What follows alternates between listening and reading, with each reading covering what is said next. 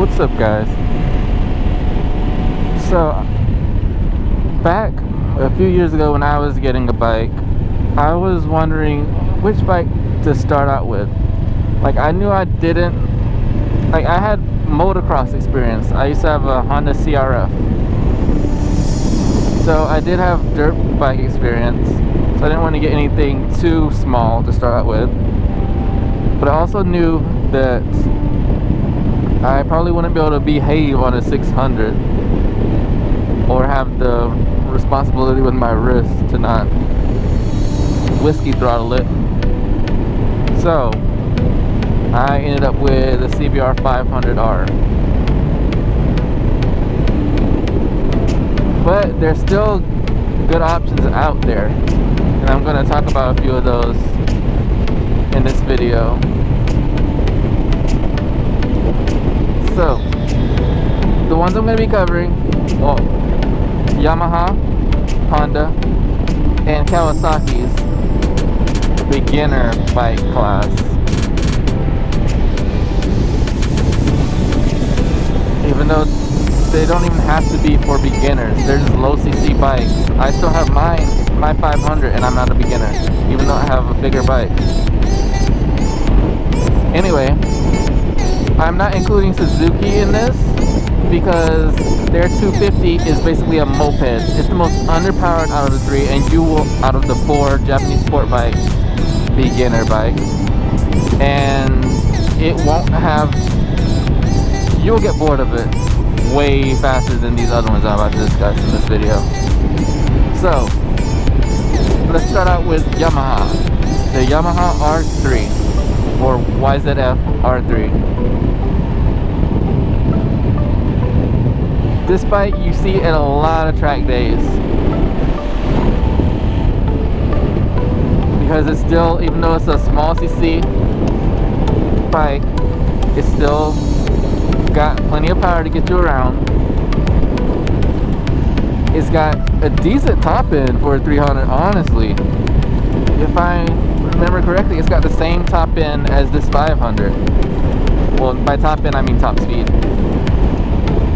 And it's light as all get out, so it's really flickable in the corners. There's also the FZ6R by Yamaha. This one I believe has the same engine as the Yamaha R6, the YZF R6, but it's detuned, so it's not gonna kill you as fast. But it's got way more power than the R3, but it's not quite at the R6 level. Again, this bike is also flickable, it's got plenty of power, and it's upright, so it doesn't exactly look like a super sport. It has more of an upright seating position, so it won't kill your arms or your shoulders when you're leaning over and you get into a good riding position. Let's go on to Kawasaki. So I'm gonna, first of all, the 400, the Ninja 400. It's got a little bit more pep than the R3. It feels better on the highway, and it feels more, how do I say this, not beginner bike-y, as in the body position. It feels like more of your super sport feel without the super sport, I'm gonna kill you. A step up from that is the Ninja 650. And by the way, the 650 is not faster than a 600. I hear people say that all the time, thinking the 650's got more power just because it's got a bigger engine. Yes, it does have a bigger engine by 50 cubic centimeters, but it's tuned differently. Yeah, it's got plenty of bottom end, but a 600 would smoke it on the top end. The Ninja 636 will destroy it.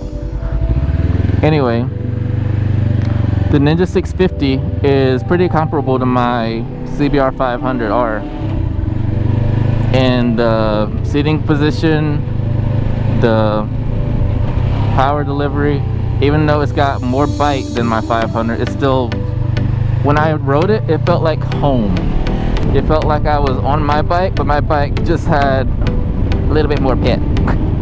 It's like it was a tiny bit upgrade from mine. Like it's been taking its vitamins.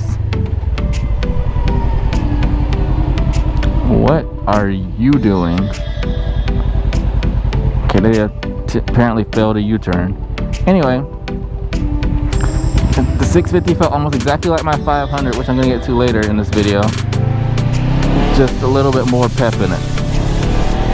So it was comfortable, still light. It was a little bit heavier than the 300s or the 400s, but the difference is negligible. You won't be able to tell once you get going. Low speed maneuvering and whipping it around, yeah, you can feel a little bit. Once you get going, you're not going to notice. And these are the newer ones. I'm not including the Ninja 250 in this.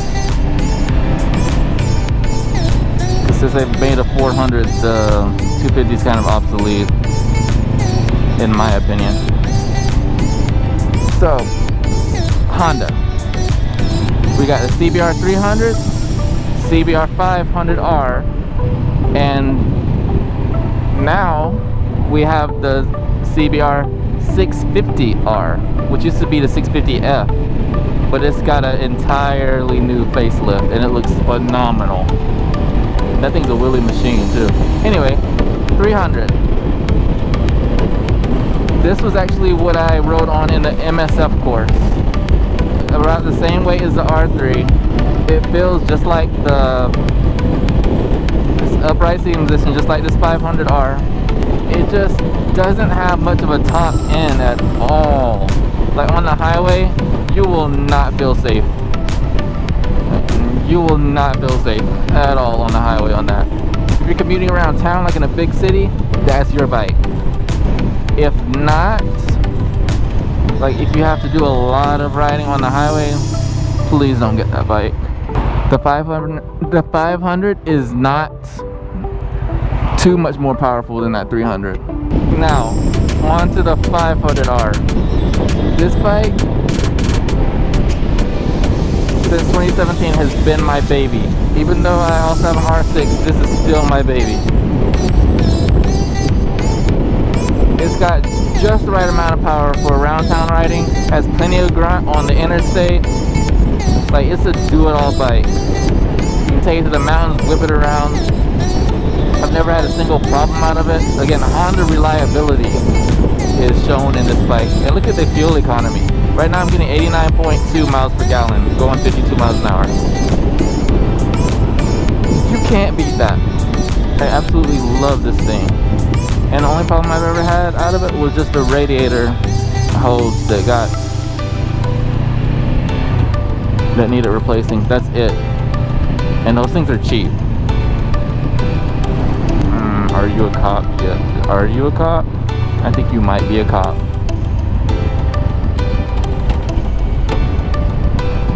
I think you might be a cop. You don't use your signals though. Yeah, I'm going over. So yeah, I love this bike. It's heavy though, in my opinion, for a beginner bike. It's a lot heavier than the 300s and 400s. It's actually heavier than my R6, I believe, because I have a full system on that, so the cat is cut out, so it reduced a little weight on my R6. This one's still bone stock besides the Akrapovic, however you say it, exhaust. I take it to the mountains, whip it around. I've gapped bigger bikes on this thing in the mountains. You just have to know what gear to stay in, and you gotta know where your power band is, and you'll be fine. I would not take it to the track though, because the pegs are so low on this thing. You lean more than 45 degrees, it feels like you're scraping pegs every time. Right, when we stop, I'll show you how low those things are. It's ridiculous. Look at this. Look at how low that peg is to the ground. When you get leaning, oh, it's hitting the ground. Now, CBR 650R. It's very comparable to the Ninja 650. It's got a lot of torque for wheelies if that's your thing. It's got plenty on the highway. Like the top speed of the Ninja 650 was like 130. This one I think is about the same, and you're probably never going to need to go that fast. Well, need to. People still do it. If the dash has 186 on it, you're probably going to do it. Anyway, after that bike came out, which was like a year after I got this 2017 CBR, I kind of regretted not waiting for that bike. It's also an inline 4. This is a parallel twin engine. It's an inline 4. That's 650R. So it's gonna have the same like power band as the 600s. Not the same power, but the same around delivery because it's the same engine. But I think it's gonna have a more of a low end. So who would I say which bike is for? Yamaha R3.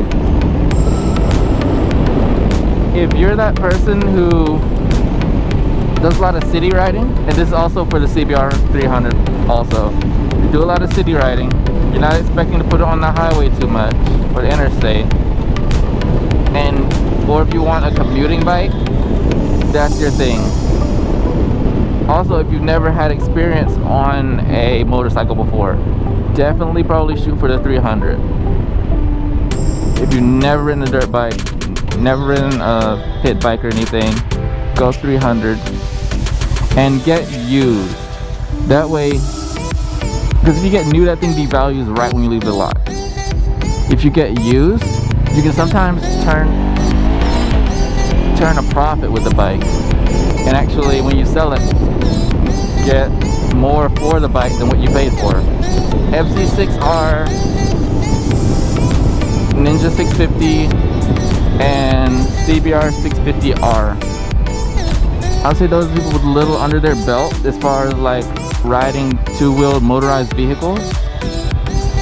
I'll say they might be a little much for a beginner, especially if they don't know how to control this. These things are torquey machines. Look at this. It's jumping with just me twisting barely. If you're in your power band, these things will go. And this is the 500. The 650s have a little bit more bite than this. And if you're somewhere in between, if you think that you don't have experience on a motorcycle, but you think you can handle your wrist and not panicking in certain situations,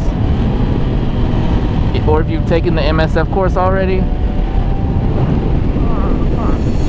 400, 500, you should be fine with the Ninja 400 or CBR 500R. Oh, also for the 650s, if you do a lot of highway commuting, that's probably your best bet also, because you won't be straining the bike out at high RPMs. On the lower CC bikes, you're going to be doing a lot of wear and tear in that engine because you'll be staying way up your RPMs in 6th gear.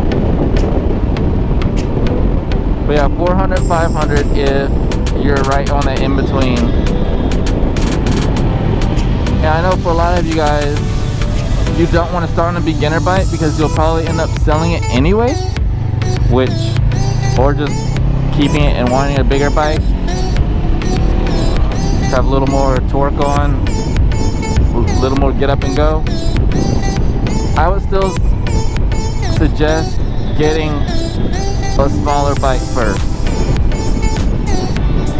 There's going to be so many things you learn on that smaller bike that will translate to a 600, to a 750, to a 1000 that you won't exactly grasp if you go straight to a 600. Like staying in your power band.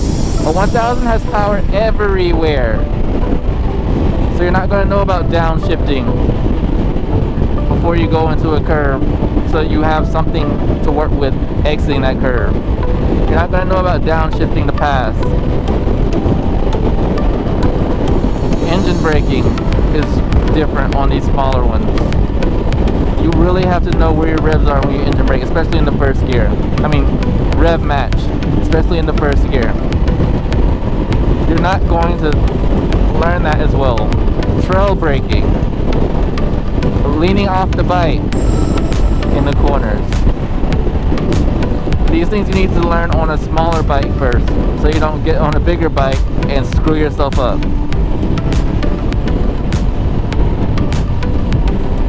And another argument that people have, I'll get to touch on this in the next video, about which will be more concerned on, can I start on the 600?